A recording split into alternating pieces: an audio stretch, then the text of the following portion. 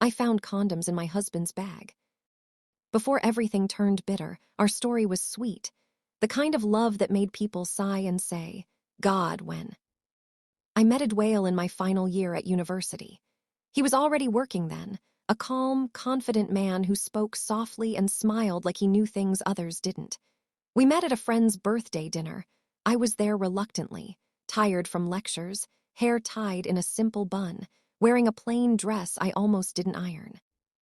He sat across the table and barely said a word all evening. But I noticed he watched me, not in a creepy way, just quietly, like he was trying to read the kind of person I was. When everyone was leaving, he walked up to me and said, "You look like someone who doesn't like loud places but came here for peace." I laughed, surprised. You guessed right. That was how it started. A small, simple sentence that would later change my life. He started visiting me on campus every weekend. Sometimes he'd bring snacks and cold malt, other times, just himself and his calm presence. He never rushed me, never demanded anything. He'd sit in my hostel courtyard, helping me solve accounting problems, teasing me whenever I got answers wrong. We would talk about everything, our dreams, fears, what kind of marriage we wanted someday. He said he wanted peace, a quiet home where laughter was common. I don't like drama, he'd always say, just honesty and love. Back then, he was everything I prayed for. When I graduated, he was there at the ceremony, standing in the crowd with flowers. My friends teased me, calling him Mr. Loyal. I blushed every time. After youth service, he proposed in the most ordinary but sincere way in his car, parked by the roadside, rain falling on the windshield. He said, "You've made every year of my life better. Let me make every year of yours peaceful." And I said yes, without hesitation. Our wedding was small but beautiful. I wore a lace gown borrowed from my cousin, and he couldn't stop smiling all through the ceremony. People said we were perfect together, the calm husband and the playful wife. And for a long time, we were. He'd call me my sunshine, and I'd call him Mr. Gentle. We'd sit in our small apartment, laughing over burnt stew or broken fans, holding hands through the small storms of early marriage. If someone had told me then that one day I'd inject pepper into his condoms, I'd have sworn it was impossible. But that's the thing about love. Sometimes it starts like a calm river and ends like a flood you never saw coming. If there's one thing everyone knew about me after my wedding, it was that I never stopped talking about my husband. Adwale was the kind of man every woman prayed for, or so I believed. After we got married, life felt like a dream I didn't want to wake up from. We didn't have much, but our little apartment always smelled of laughter and love. He'd wake up before me, make breakfast, and bring it to bed saying, "My queen deserves to rest." He'd help me in the kitchen, tease me about my cooking, and wash dishes without being asked. It wasn't just what he did, it was the way he did it, gently, like every little thing mattered. Tati, my best friend, used to laugh whenever I called. "You and this your Adwale Ain," she'd say. "You talk about him like he's made of gold." And I'd smile proudly. Because he is, Tati. He's the most loving man I've ever met. I wasn't exaggerating. Sometimes he'd show up at my office with lunch or leave love notes in my handbag, small things that made me blush like a schoolgirl. When I got tired from work, he'd massage my feet and tell me stories until I drifted to sleep. Whenever Tati complained about her husband's stubbornness, I'd always tell her, half jokingly, "Borrow my Adwale for a week. Maybe he'll teach yours how to love." She'd roll her eyes and say, "You're lucky. Don't ever take it for granted." And I didn't. I adored him. I prayed for him. I even used to write his name in my journal, surrounded by hearts. Our home was peaceful, full of music, jokes, prayers, and dreams. We didn't have everything we wanted, but we had each other, and that was enough. Sometimes I'd sit on the bed, watching him iron his shirts before work, and I'd whisper to Tati on the phone, "See this man. Every day he finds a new way to love me." Tati would laugh. One day you'll tire of praising him." But I never did, at least not then. Because in my eyes, Adwale was perfect, kind, faithful, and tender. I had no idea that behind that tenderness, life was quietly preparing me for a heartbreak I never saw coming. Marriage for us started like a fairy tale. Every morning, Adwael kissed my forehead before leaving for work. Every night, he'd come home with a story that made me laugh until my sides hurt. He called me Sunshine, and I called him Mr. Gentle.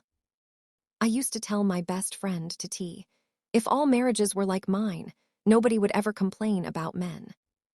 She would laugh and reply, "You and your Adwael, you talk about that man like he's made of sugar." And honestly, he was. He helped me in the kitchen, washed plates without being asked, and sometimes woke me up with breakfast in bed, even if it was just tea and bread. On weekends, we'd stay indoors watching movies, teasing each other about who cried first during emotional scenes. He was my peace, my home, my safe place. But slowly, I started noticing little things, things that didn't fit the man I knew. It started one Thursday night. He came home much later than usual. Normally, Adwael would call or text if he was running late, but that night there was nothing. When he finally walked in, I was worried. "Where have you been?" I asked, trying not to sound upset. He smiled, dropped his briefcase, and hugged me. "Traffic was crazy," he said. "You know Lagos." The excuse made sense, but his cologne smelled stronger than usual, like he'd sprayed it recently, not that morning. Still, I brushed it off. He'd been nothing but good to me. Why doubt him now? A few days later, he got a call while we were watching TV. I caught a glimpse of the name Tund. He picked it up quickly, walked out to the balcony, and talked in low tones. When he came back, I asked jokingly, "Who's hiding secrets from me?" He smiled, kissed my cheek, and said, "Just work gist, my love." But something about the way he avoided my eyes made my stomach twist a little. That weekend, he told me he might be traveling for a few days for business. Normally, he'd sound excited to tell me about his trips, but this time he was quiet. I asked, "What kind of business?" He shrugged. "Just a small project, nothing serious." Tati's voice echoed in my head. "No man is perfect, my dear." I ignored it. I trusted him too much to suspect anything. That night, as he slept peacefully beside me, I lay awake, staring at the ceiling. The fan hummed above. But my mind wouldn't rest. I told myself I was overthinking, that maybe marriage had made me paranoid. Adwael wasn't the cheating type. He couldn't be. Or at least, I hoped he was. At first, the change was slow, so slow I almost didn't notice. Adwael was still kind, still gentle, still smiled at me every morning. But the little things that used to make our marriage sparkle began to fade, one by one, like a candle quietly burning out. It started with the calls. He used to call me from work almost every afternoon just to check in. "Have you eaten? Don't stress yourself too much, sunshine." Those calls stopped. At first, I thought he was just busy, but busy stretched into a pattern, and soon I realized that the man who once couldn't go a day without hearing my voice now sometimes went 2, even 3, without saying a word.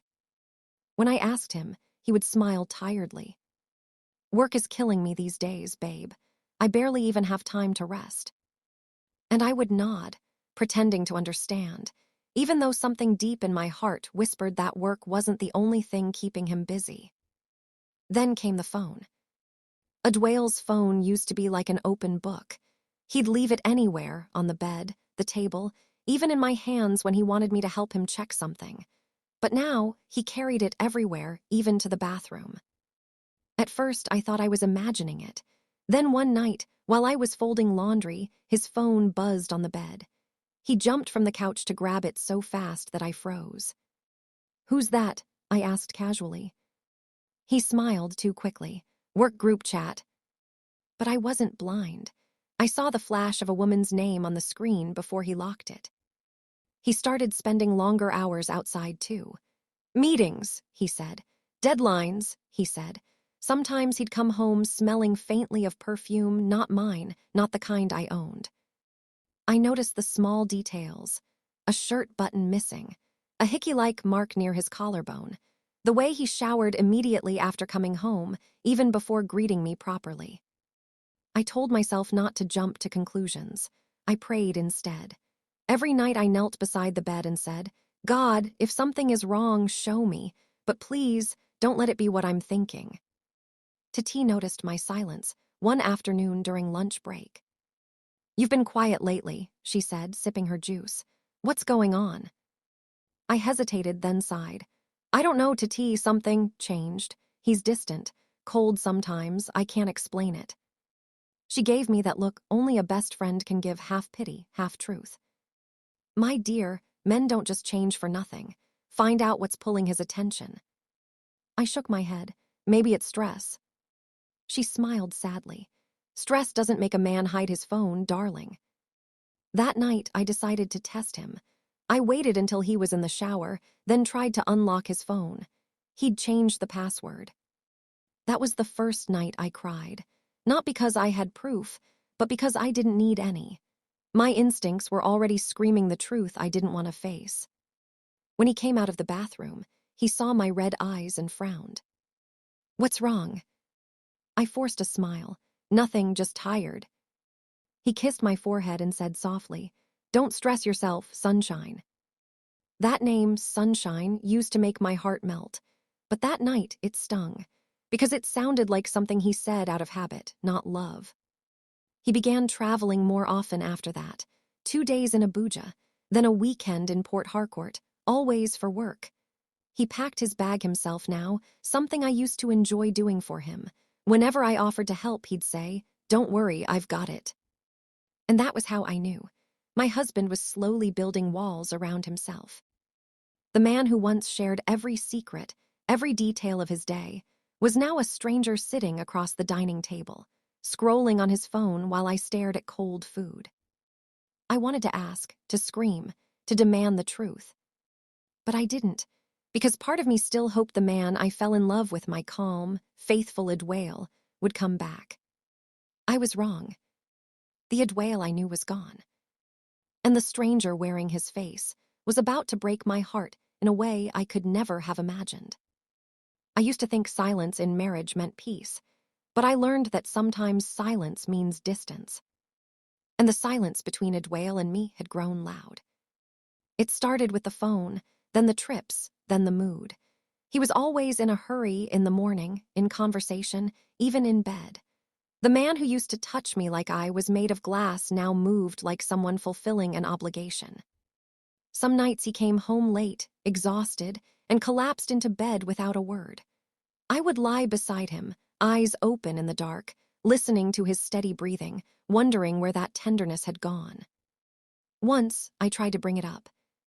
Whale, I said one night after dinner, you've been quiet lately. Is everything all right? He looked up from his phone, smiled faintly, and said, I'm fine, love.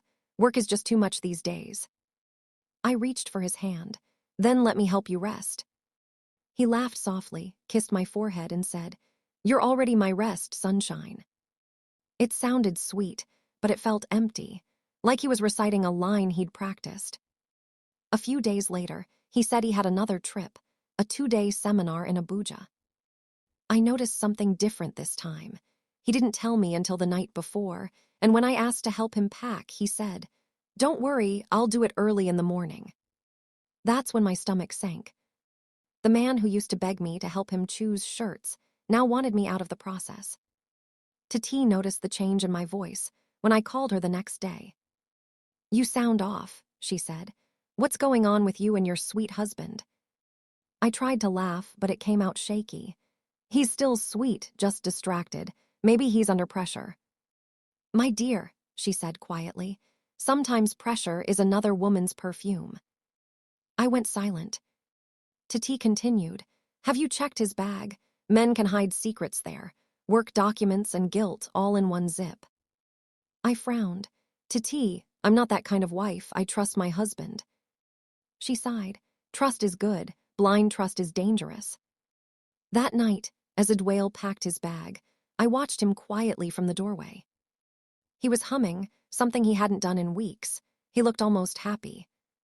He noticed me staring and smiled. You'll miss me. I nodded, forcing a smile. Of course. He came over, kissed me softly, and whispered, I'll call you when I land. And just like that, he was gone. But his absence felt heavier than usual. The next day, I called him in the afternoon, no answer. I called again in the evening, still nothing. He finally texted at night, "Busy day, love you." That message, short and cold, told me more than 1,000 words could. I sat on the bed, staring at my phone, feeling the ache of something dying inside me. I didn't want to believe it, but the truth was already knocking. And soon, I would open the door. When I got pregnant, it felt like God was smiling at me again. Adwael and I had been married for almost 2 years then. Those first months were pure light, laughter, movie nights, late-night snacks, and playful arguments about baby names even before there was a baby. But after a while, the tension began creeping in, and our joy started fading into quiet routines. Then one morning, I felt something different. My body was heavy, my appetite strange, my emotions a mess. I was crying over burnt toast and laughing 5 minutes later. I suspected something, but I didn't want to raise my hopes.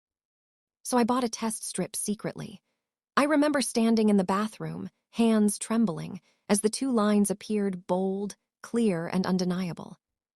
I sat on the edge of the bathtub and cried. Tears of joy, relief, and fear all mixed together.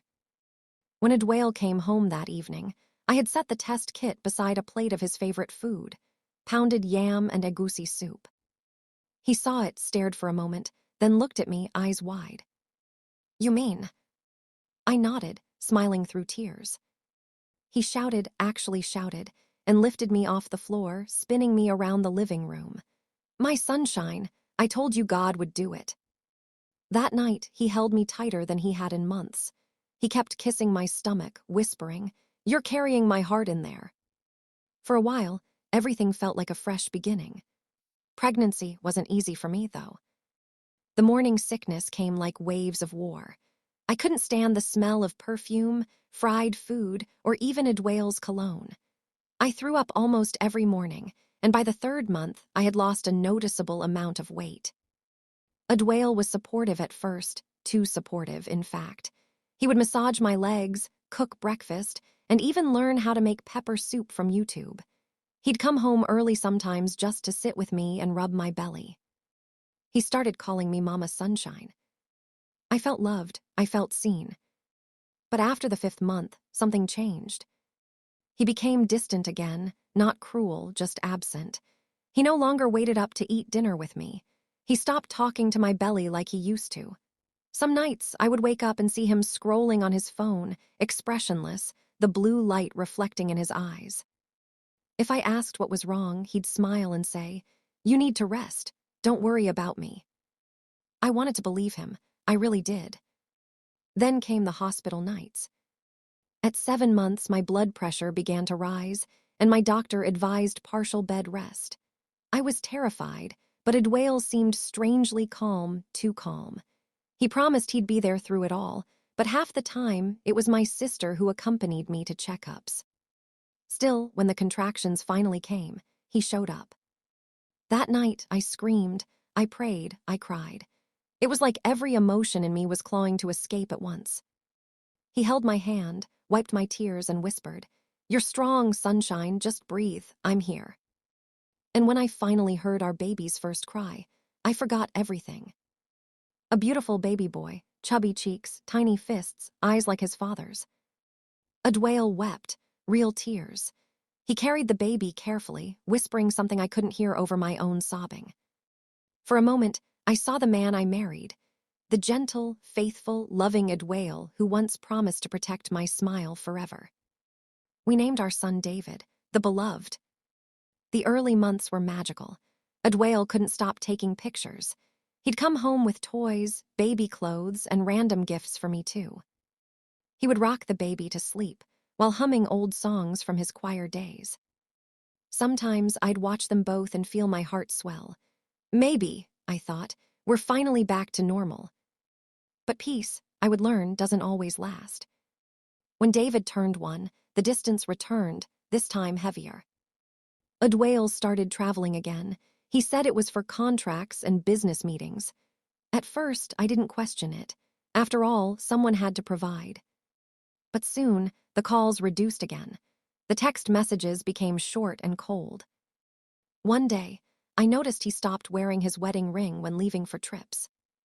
I asked him once gently, "Whale, why don't you wear your ring anymore?"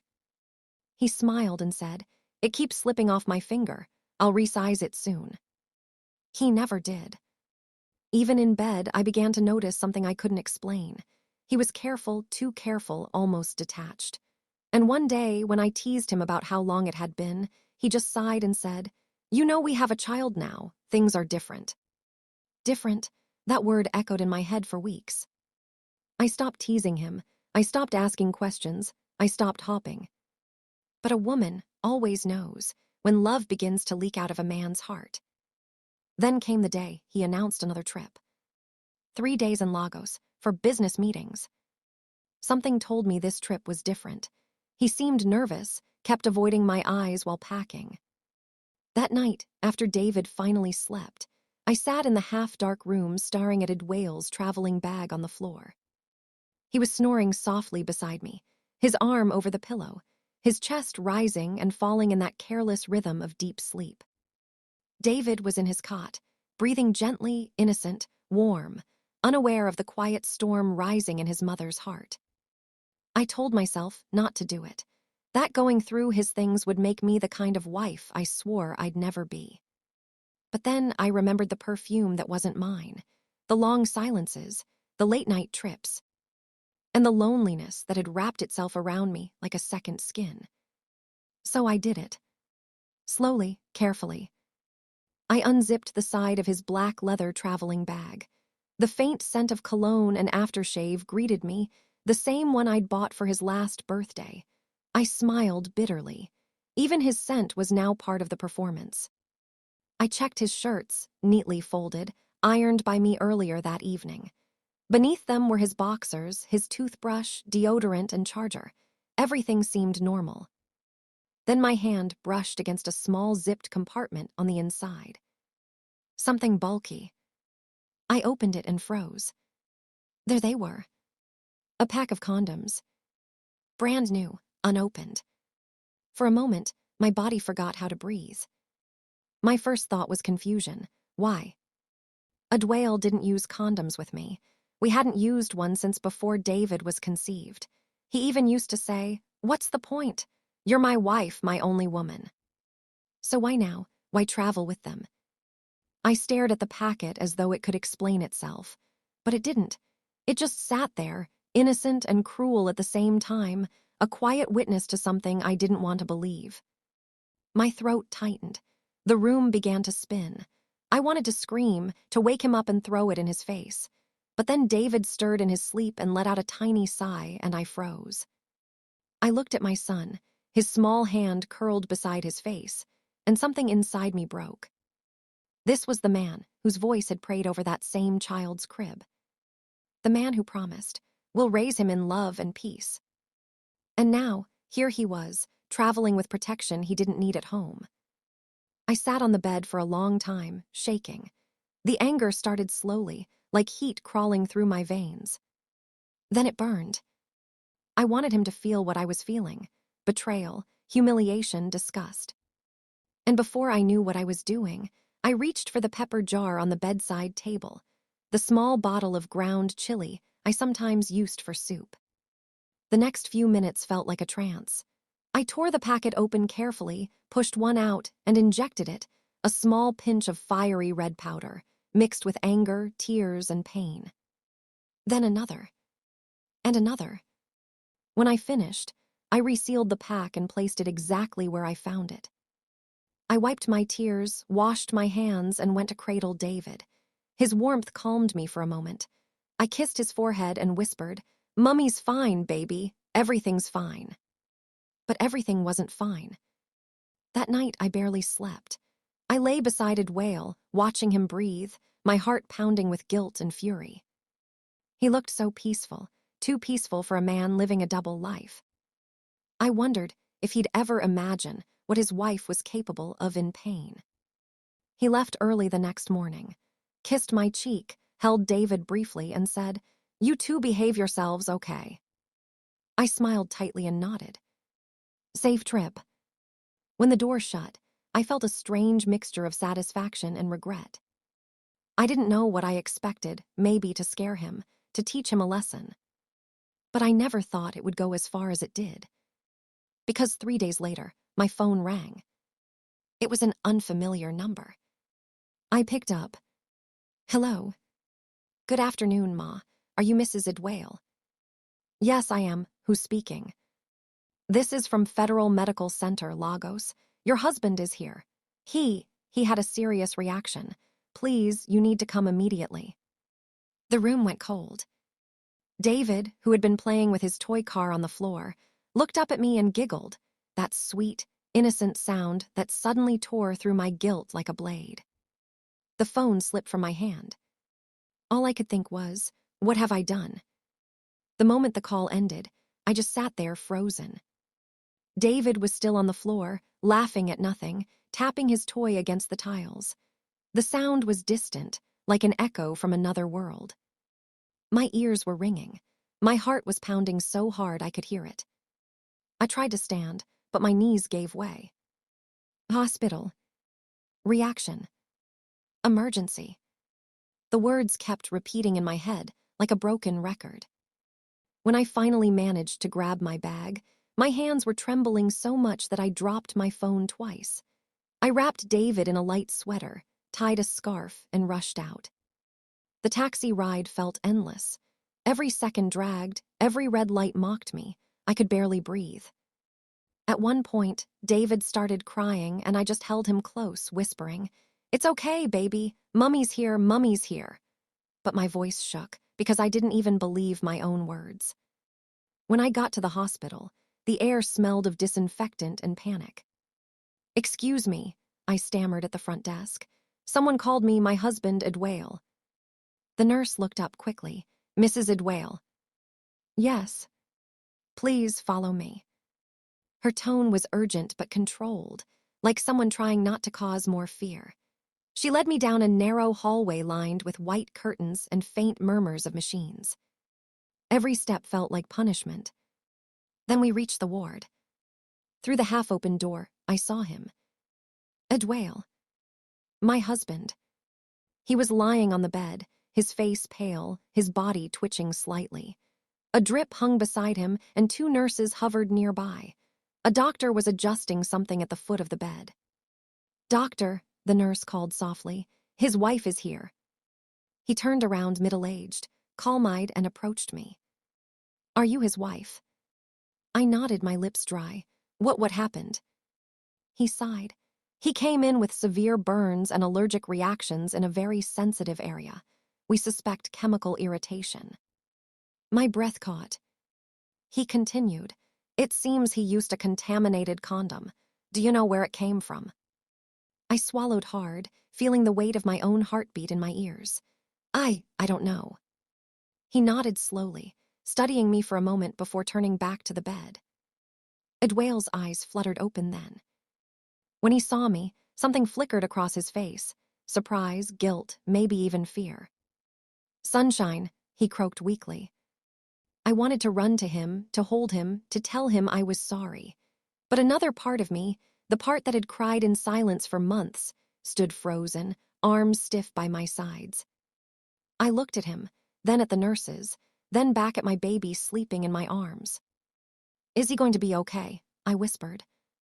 "Yes," the doctor said. "We've managed the burns, he'll recover. But he's lucky. It could have been worse." Lucky. The word hit me like a slap. I bit my lip hard, fighting the tears that burned behind my eyes. Lucky. The man who broke my trust, who carried condoms for another woman, who smiled in my face while lying through his teeth. Lucky. I turned to the window, my reflection pale and strange in the glass. David stirred in my arms, pressing his tiny hand against my chest. I closed my eyes and whispered, "God, what have I done?" Later, when the nurses stepped out and it was just the 2 of us, Idwale tried to speak. His voice was raspy. "Sunshine, I can explain." I turned slowly, my face blank. "Don't, please." He reached weakly toward me. "It's not what you think." Don't lie to me, I said sharply. My voice broke mid-sentence. You never use condoms with me, so who were they for? He opened his mouth, but no words came out. Just silence. A heavy, guilty silence that said more than any confession could. I felt the tears spill over. You almost died, Whale. You almost died because of your lies, because of your betrayal. David whimpered softly in my arms, sensing the tension. I kissed his forehead, whispering, "SHH, it's okay." Then I looked at Whale again. You were my peace, I said quietly. You were my home. I fought for us. I trusted you even when my heart screamed not to. And this is what I get. He tried to speak again, but I stopped him. Don't talk, rest. You'll need your strength to explain to yourself who you became. And with that, I turned and walked out, my baby on my chest, my heart shattered, and my soul burning like the pepper I once held in my hands. The house felt different when I walked back in that night. Too quiet. Too clean. Too empty. I laid David on the couch and just stood in the middle of the sitting room, staring at nothing. The same house that once echoed with laughter now felt like a stranger's place. My phone was full of missed calls, mostly from Whale's friends, one from his mother, and a few from numbers I didn't recognize. I turned it off. I didn't want to explain anything. Not to them. Not even to myself. David stirred and reached for me. I picked him up and pressed him to my chest. His warmth calmed the chaos inside me, at least for a few seconds. He didn't know what had happened. He didn't know that the man who kissed his forehead before traveling almost didn't make it home. He didn't know his mother's heart was splitting between guilt and rage. He just wanted milk. So I fed him, wiped his face, and rocked him until he fell asleep. And when the house went still again, I broke. I sat on the floor and cried, the kind of cry that shakes the whole body. Not just because of what Whale did, but because of what I did too. I kept seeing the image in my mind. The pack, the powder, my trembling hands, my son sleeping beside me while I crossed a line I never imagined I could. I didn't want to hurt him. I just wanted him to hurt inside. To feel what I'd felt for months, the betrayal, the humiliation, the slow death of trust. But now he had wounds that doctors were treating, and I was sitting here holding a baby who might one day ask, "Mummy, where, Daddy?" And what would I say? That I loved him so much I tried to punish his lies. That anger can make good people do dark things. I buried my face in my hands. By the next morning, I hadn't slept a wink. Tati came over after hearing the news. The moment she saw my face, she knew. "What did you do?" she whispered. I told her everything, every detail. She covered her mouth, eyes wide. "Jesus, Flourish, you could have killed him." I looked away, tears streaming down my face. I didn't mean to. I just wanted him to feel something, anything. She sighed heavily, sat beside me, and took my hand. "You're hurting, I know, but now you have to decide what comes next. You have a child. You can't live in this fire forever." Her words hit deep. A few days later, Whale called. His voice was weak but familiar. "Sunshine, can we talk?" I hesitated. About what? About us. He paused, breathing unevenly. "I messed up. I don't deserve your forgiveness, but I can't live without trying to make things right. Please don't leave me." I didn't reply immediately. My fingers tightened around the phone, my eyes on David, who was crawling toward his toy box, giggling like the world was perfect. "I don't know if I can forgive you," I said finally, "and I don't know if I can forgive myself either." He was silent. Then he whispered, "I love you." I closed my eyes. "You loved me, Whale, past tense." And I ended the call. Days turned into weeks. The hospital bills came. I paid them quietly, not because he asked, but because once upon a time I had vowed to stand by him in sickness and in health. But the sickness between us wasn't just of the body. It was of trust, of faith, of everything we once believed in. Every time I looked at David, I saw both of us, the love that built him and the lies that nearly tore us apart. I started journaling again, not about revenge or pain, but about lessons. about how love, when starved of honesty, can rot in silence, about how forgiveness doesn't always mean returning. Sometimes it just means choosing peace over punishment. One evening, as the sun was setting, David crawled onto my lap and smiled up at me. Mama. Just that word, small, pure, full of life. I kissed his forehead and whispered, "You'll grow up to be better than both of us." Then I looked out the window, where the sky was painted with orange light, and said softly, "Maybe healing starts here."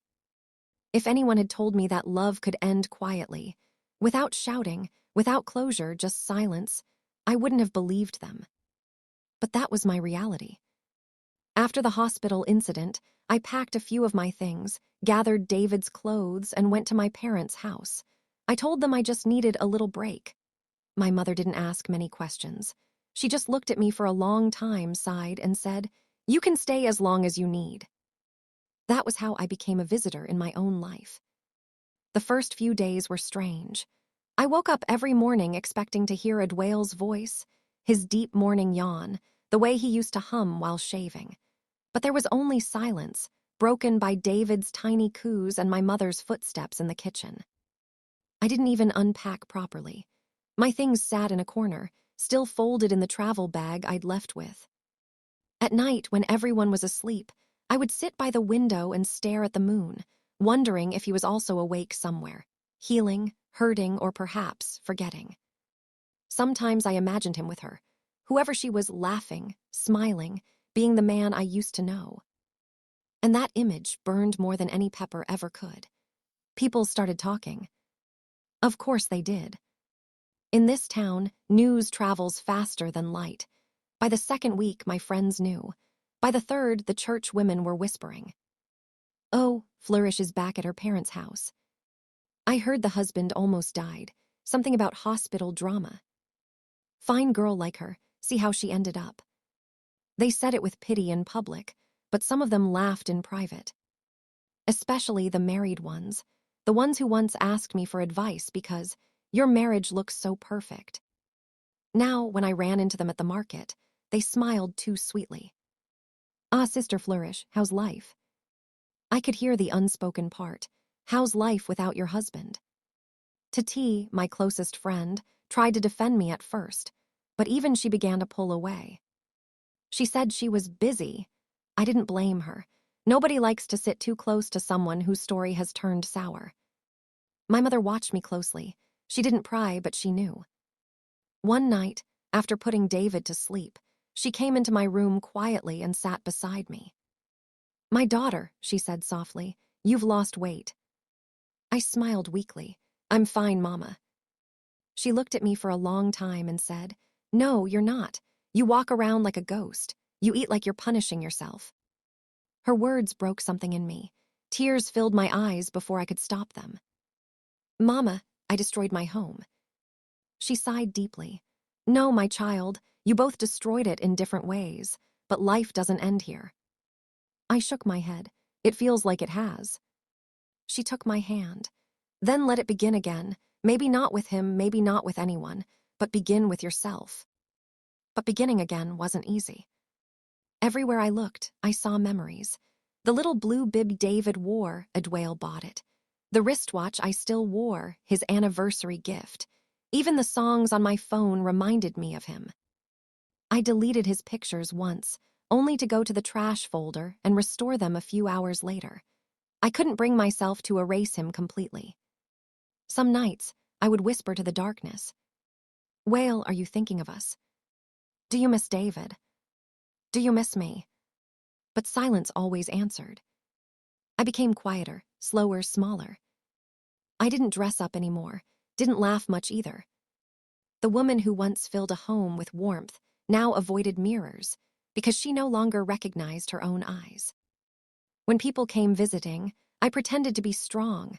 I'd smile, serve drinks, talk about David like he was my only world. But when they left, I would hold my son and cry, because in truth, he was my only world now. Then one afternoon, my father came home early from the shop. He saw me sitting on the veranda, staring into space while David played with sand. He said gently, "You can't live like this forever." I didn't answer. He continued, "Whatever happens between husband and wife, you still have your life. You still have your child. Don't let pain bury both." I nodded slowly. "I hear you, Papa." But inside, I wondered if I still knew how to live without love. Weeks passed, months even. Then one day, while I was rocking David to sleep, my phone rang. A familiar voice, hesitant and low, said, "Sunshine, it's me." My heart stopped. Edwale. When Edwale showed up that afternoon, I told myself I wouldn't cry, wouldn't listen, wouldn't care. But the moment I saw his face, drawn, pale, eyes hollow like he hadn't slept in days, my chest tightened. This wasn't the proud man who once called himself my king. This was a man broken by something deeper than shame. He sat opposite me, twisting his car keys nervously. He took a shaky breath. "The condoms you found in my bag." He paused, eyes glistening with something between guilt and shame. "Flourish, I need to tell you the truth." I folded my arms, my heart already pounding. "Go on." He rubbed his palms together. "I've been seeing someone else." The words sliced through me like glass. My voice came out hoarse. "How long?" "Almost 6 months," he whispered. "It started after your miscarriage. I felt distant, angry, and she was just there. I told myself it was nothing serious, but it went too far." I stared at him, stunned, my chest tightening with disbelief and pain. "You looked me in the eye every day, told me you loved me, and still went to her." He dropped his head. "I know, I hate myself for it, I swear I do. But I kept going back. I don't even know why. Maybe it made me feel powerful, wanted. Stupid, I know. She meant nothing, Flourish, nothing." I let out a bitter laugh. "Nothing, and yet you packed condoms for your nothing." He swallowed hard, unable to meet my eyes. "In the hospital," I pressed. "What happened that night?" He hesitated, then spoke quietly. "I used one of those condoms with her. We were in her apartment. Minutes after, I felt this burning like fire tearing through me. I screamed. She panicked, called her neighbor. They rushed me to the hospital." My stomach turned. He continued, his voice cracking. "The doctors said it was a chemical burn. They found traces of pepper oil inside the condom. I didn't understand it then, but when I came home and saw the look on your face, I knew." Silence fell. I felt my throat close up, tears threatening. I remembered that day, the fury that consumed me when I found the condoms. I had injected blended pepper into them, whispering through clenched teeth, "If you ever try it, may your sin find you." And it did. He looked up at me, eyes wet. "Flourish, I'm sorry. I betrayed you. I disrespected you. And maybe I deserve what happened. Maybe God used your anger to punish me." I stared at him, the man I once loved so deeply, now trembling before me in pain and regret. My voice was low, cold. "You didn't just betray me, Whale. You betrayed everything we built. And now you're living proof that karma doesn't knock, it strikes." He bowed his head, tears falling. "I lost you and myself." I turned away, wiping my eyes. "You lost us the day you chose her." The silence that followed was heavy, not just with pain, but with the ashes of everything that used to be love. The room was quiet for a long time. David began to stir in his sleep beside me, his small fingers clutching my arm. Edwale's eyes softened. "I don't blame you, Flourish. I just want us to find a way back for him, if not for us." I looked at our son, then at the man who once held my whole world in his hands. The pain between us was deep, but so was the history. Still, I whispered, "Some scars don't heal easily, Whale." He nodded slowly. "Then I'll wait till they do." And for the first time in months, I didn't see the man who betrayed me. I saw the man I once prayed for, broken, honest, and human. After that day, I didn't sleep well for weeks. Every time I closed my eyes, I saw him. The look on his face when he said the pepper had burned his skin, the tremor in his voice when he admitted the truth. The guilt gnawed at me. I had been angry, yes. I had felt betrayed. But never in all my pain had I imagined the damage my actions would cause. Sometimes, when David cried at night, I would sit beside his cradle and whisper, Your father almost died because of me. And each time, the baby's tiny breath against my arm reminded me of what was still at stake. A family, however broken, still hanging by a thread. It began with short visits. Adwael would come every Sunday afternoon. He never came empty-handed. Sometimes it was a small pack of diapers, sometimes baby formula, sometimes fruit for my mother. He would always greet everyone respectfully and sit quietly in the living room until I came out with David. At first, I didn't say much, just handed him the baby and walked away to the kitchen. He would sit there, playing with David for hours, whispering, smiling, feeding him with small spoons of pap. His laughter, faint but familiar, echoed through the house in a way that both healed and hurt. My parents watched him closely, but they never interfered. My mother told me one night, "You don't have to rush forgiveness, my daughter, but bitterness shouldn't raise your child either." That sentence stayed with me. The next Sunday, he came again. And this time, when I brought David out, I didn't walk away. He smiled, surprised but grateful. We sat in silence for a few minutes, watching our son's tiny hands explore the edge of his toy truck. Then softly he said, "How work?" I looked up. "Fine." He nodded, trying to keep the conversation light. "They still making you do double shifts?" I almost smiled. "Sometimes."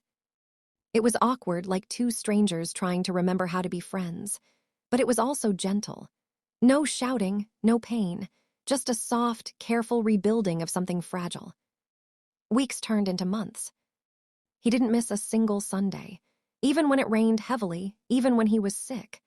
He would still show up drenched, coughing, exhausted, but smiling as soon as he saw David's face light up. And slowly, my walls began to crack. I found myself looking forward to his visits, to the sound of his laughter, to the warmth he brought when he lifted David into the air, and the baby giggled uncontrollably. Sometimes he would stay a little longer, helping my father fix small things around the house. The leaking tap, the old fan, the noisy generator. He didn't talk much, but his actions began to speak for him. One evening, after dinner, my mother asked, "So, do you think he's changed?" I hesitated. "I don't know." She nodded. "You don't have to, just keep watching. A changed man doesn't speak of repentance, he lives it." And Adwael lived it. He stopped trying to explain himself. He stopped asking when I would come home. He just showed up, every week patient, humble, consistent. Then one Sunday, David fell ill. It was nothing serious, just a fever. But as any mother knows, even a slight cough can stir terror. I was panicking when Adwael walked in.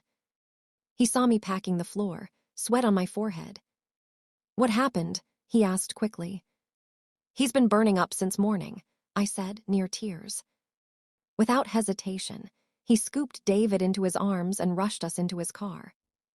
We drove to the hospital, the same one where everything had gone wrong months ago. The nurse at the reception recognized us. Her expression softened. "Your husband?" she asked quietly. I hesitated, then nodded. "Yes." Adwael didn't correct me. He just sat there, rocking our son gently, whispering prayers. That night I saw something in him I hadn't seen in months, a calm strength, a quiet care. When David's temperature finally dropped, Adwael exhaled and smiled weakly. "Thank God," he said, brushing a tear from my cheek. I didn't pull away. When we got back to my parents' house, he didn't leave immediately. He stood by the car and said softly, "I don't expect things to go back to how they were, but I just want you to know, Flourish, I'm not the same man I was." I looked at him, really looked at him, and for the first time in a long while, I saw truth in his eyes. I didn't answer, but I smiled faintly. And that night, when I lay beside David, I whispered, "Maybe people really can change." After that, our conversations grew easier. He began to call more often, not just to ask about David, but about me. We would talk about work, about church, about small things that once made us laugh. Sometimes, I caught myself smiling at my phone after our calls, something I hadn't done in years. But I was careful. Love may forgive, but it doesn't forget easily. Still, every time he held David, every time he made my parents laugh, every time he walked away without demanding anything, a small piece of my heart began to heal. One Saturday evening, as he was leaving, he turned and said, "Flourish, can I ask for something?" I looked at him cautiously. "What?" He hesitated, then said softly, "Can I take you both out next weekend? Just lunch, nothing fancy. I just want to be with my family again, even if it's just for an hour." For a moment, I couldn't speak. Then I nodded slowly. "Okay," I said. And as he smiled, a tiny spark of warmth flickered between us again, fragile, uncertain, but real. That night, as I watched David sleep, I realized something. Maybe forgiveness isn't about forgetting what happened. Maybe it's about remembering and choosing peace anyway. Adwale hadn't earned my full trust yet, but he had earned a chance. And sometimes, in love, a second chance is the first step back to grace. The following Saturday felt different. I woke up earlier than usual, even before David stirred. The morning light filtered through the thin curtains in my parents' guest room, brushing my face softly. I lay there for a few minutes, listening to the small sounds of home, the chirping birds, the clatter of my mother in the kitchen, the hum of the neighbor's generator. And for the first time in months, my heart wasn't heavy. Today was the lunch. Our first outing together, not as husband and wife. Not as enemies, just as two people tied by love and a child. I told myself it was nothing, just lunch, but my hands still shook a little as I dressed David, smoothing his tiny shirt and brushing his soft curls. He looked up at me and smiled, babbling something that made me laugh. "You're excited, aren't you?" I whispered. He giggled, and I kissed his cheek. Adwale arrived right on time. When I stepped out, he was leaning on his car, wearing a simple white shirt and dark jeans. No flashy cologne, no polished act, just him. His eyes softened when he saw us. "You both look perfect." I smiled faintly. "We try." He opened the door for us, the same way he used to. And as I strapped David into his seat, I caught a familiar scent, that soft, woody fragrance he always wore. It tugged at something deep inside me. He started the car, glanced at me, then said gently, "Thank you for coming." I didn't reply, but my silence wasn't cold this time. The restaurant wasn't fancy, but it was quiet. One of those places with soft music, gentle lighting, and the smell of grilled fish and coconut rice in the air. We sat by the window. David, as usual, became the center of attention, laughing and banging his small hand on the table. Adwale reached out to wipe his mouth after he spilled some juice, and our hands brushed. Just a second, but it was enough to send a rush through me. For a while, we didn't talk about the past. We talked about simple things: his work, my patients, David's new teeth. When the waiter brought our food, he smiled and said, "You two make a lovely family." I smiled awkwardly. Adwale chuckled, but I saw his eyes glisten. Halfway through the meal, he looked at me, serious now. "Flourish," he began softly. "I've been thinking a lot about us, about everything." I felt my chest tighten. "Please, Whale, let's not ruin the moment." He nodded. "I won't. I just want to say thank you for coming today, for not shutting me out completely. I know I hurt you. I know trust isn't something you can demand back, but seeing you here, it gives me hope." I lowered my eyes. "Hope can be dangerous, Whale." He smiled sadly. "So is love." For a while, we just sat there, the music filling the silence. Then he reached into his pocket and pulled out a small bracelet, woven leather, simple but elegant. "I bought this before the trip," he said. "I wanted to give it to you when I got back, but then everything fell apart. I've been keeping it since then." He slid it across the table. I stared at it, the tiny gold charm in the middle engraved with the word always. Slowly, I picked it up. "You remembered my favorite word." He nodded. "I remember everything about you, Flourish. The way you can't sleep without your pillow on the left side. The way you hum when you cook. The way you say, when you're pretending to agree but secretly disagreeing. I couldn't help but smile. You still notice those things. He smiled back. Always. After we ate, we took David outside to the garden behind the restaurant. There was a small playground, and Adwale lifted him up onto the swing. The baby squealed with laughter, kicking his legs in delight. I stood there watching, the two of them together, father and son. A picture of what we used to be. Something inside me softened completely. I thought about everything, the early years of our love, the laughter, the promises, the betrayal, the pain, and now, this fragile rebirth. Life had broken us, yes, but somehow, here we were again, not perfect, not the same, but still connected. Adwale came to stand beside me, watching David too. "Do you remember our first date?" he asked. I laughed softly. "How could I forget? You wore that ridiculous red shirt and said it was your lucky color." He chuckled. "And you spilled malt on my trousers." I smiled. "You deserved it, you wouldn't stop talking." He looked at me then, really looked. "Those were good days," he said quietly. "Yes," I whispered, "they were." For a moment, everything went still. The world faded. It was just us, two souls who had once lost everything and somehow found the courage to stand together again, even if only for a day. He turned toward me, hesitant, his eyes searching mine. "I don't expect you to come home yet," he said softly, "but I'll keep waiting, not because I want things to go back to how they were, but because I want to build something better, something stronger, if you'll let me." I looked up at him, the wind brushing against my face, carrying the scent of earth and fried plantain from the nearby food stall. And for the first time, I didn't feel anger or confusion. I felt peace. Maybe he didn't deserve a second chance. Maybe I didn't deserve his patience either. But love had never been about deserving. It had always been about trying again. As the sun dipped below the trees, he drove us back home. David slept in his arms when we arrived, his tiny head resting against his father's chest. Before he left, Adwale turned to me and said, "I don't know what tomorrow will bring, but I promise I'll never stop showing up for you, for him, for us." I nodded slowly, "Then keep showing up." And as he drove away, a tear rolled down my cheek, not from pain this time, but from something gentler. Hope.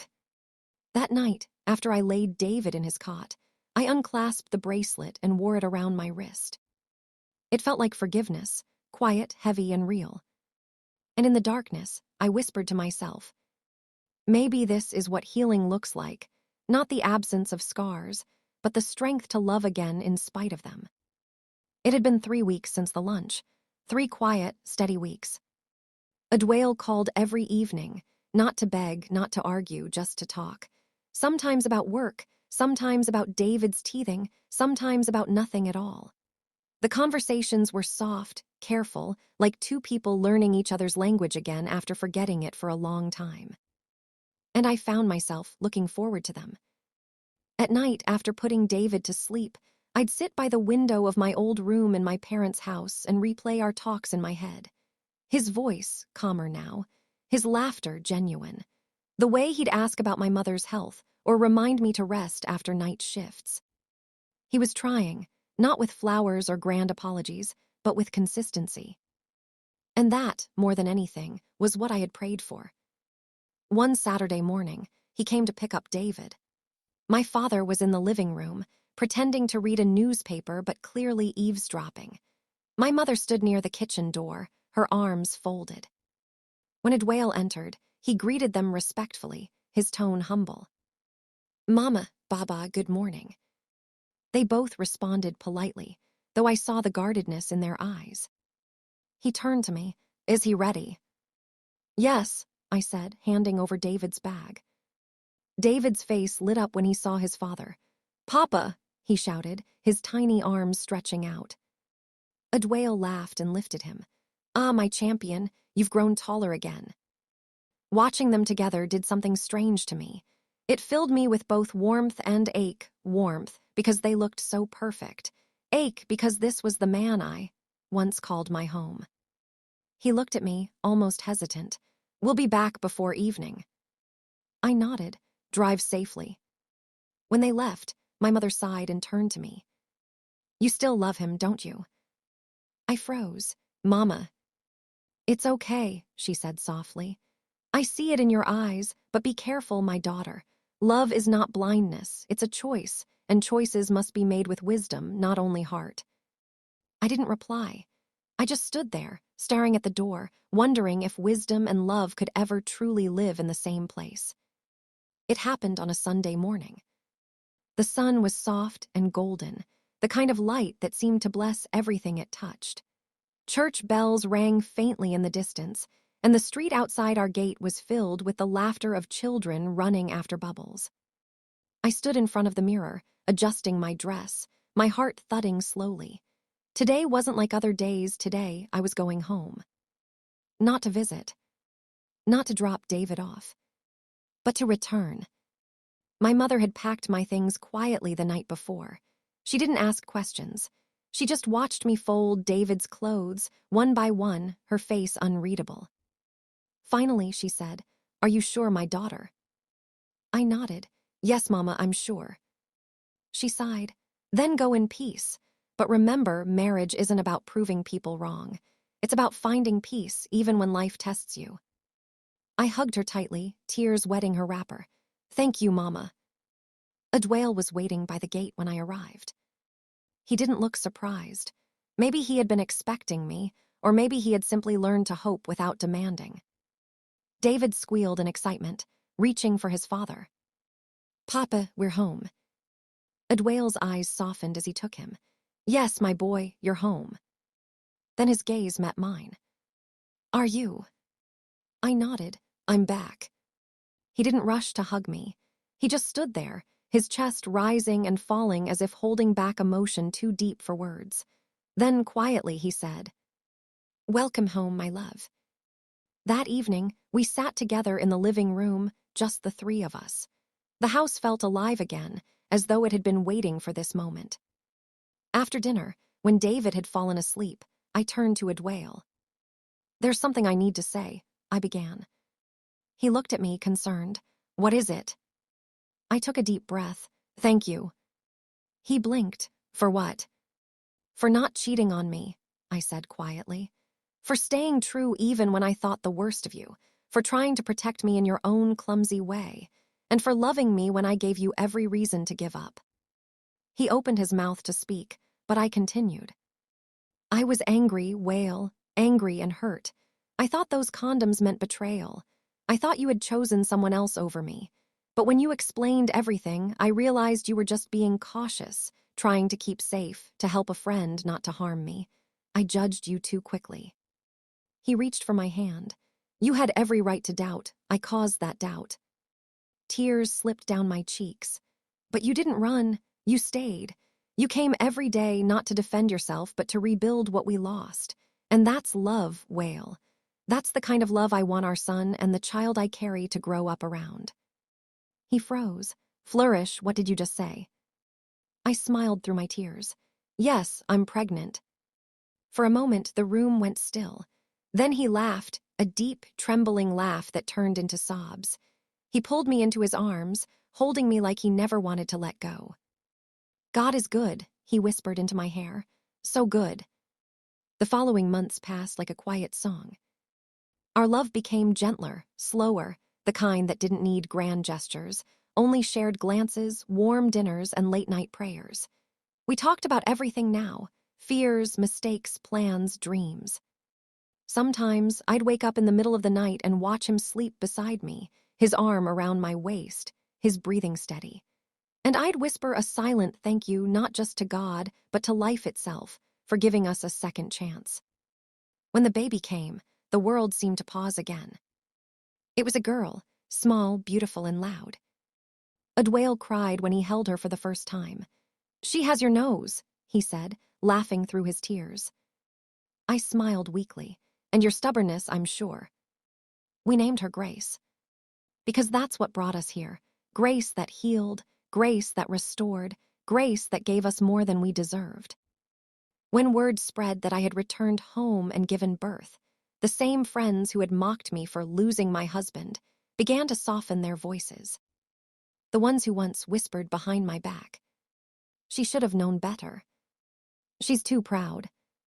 She'll regret it. Now avoided my eyes in public. One of them, Anita, finally came to visit, her tone suddenly gentle. "Flourish, I'm so happy for you," she said, forcing a smile. "You and Edwale really worked it out." I smiled, not in pride, but in peace. "Yes, we did, and I pray you find a love that fights for you too." She lowered her eyes, ashamed. I didn't need revenge. Their silence was enough. Months later, I stood in front of our home one evening, watching David chase fireflies while I rocked baby Grace in my arms. Edwale came out with 2 cups of juice, smiling softly. "This is my whole world," he said, looking at us. I smiled, "and this time we'll protect it better." He kissed my forehead, "Always." As the sun set and the first stars appeared, I thought about how far we'd come from love to doubt, from pain to forgiveness, from breaking to becoming whole again. And I realized something simple but powerful. Sometimes love doesn't end in fire. Sometimes it ends in rebirth. Because true love, real, tested, and bruised, doesn't just survive storms. It learns to dance in the rain that follows.